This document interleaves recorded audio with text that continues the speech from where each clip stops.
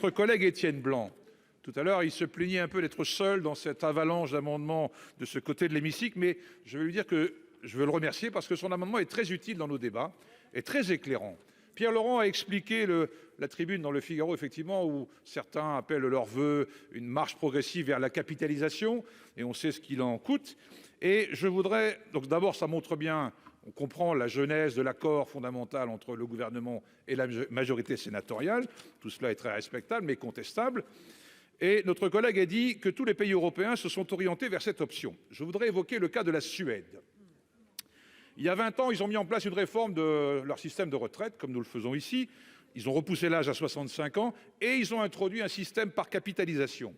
Et le responsable de la sécurité sociale suédoise à l'époque, un certain monsieur Carl Gustaf Scherman, était l'initiateur du projet.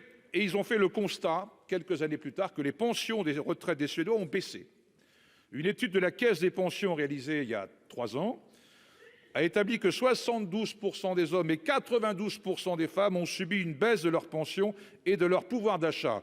Conclusion de M. Carl Gustaf Scherman: ne recopiez pas le modèle suédois, aurait-il dit à M. Macron, président de la République française. Alors, au retour de la tournée africaine, je suggérais à M. Macron d'appeler Stockholm pour savoir ce qu'il en est.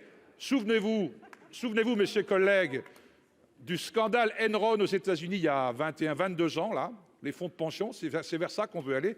Et il y a quelques semaines au Royaume-Uni, il y a eu aussi, fin septembre, les fonds de pension britanniques ont frôlé la banqueroute après une panique sur les marchés financiers. Ces géants chargés de l'épargne retraite des habitants avaient misé sur la spéculation. Si c'est ça qu'on veut, vous nous trouverez en face de vous. Merci. Madame Lubin, pour expliquer son vote.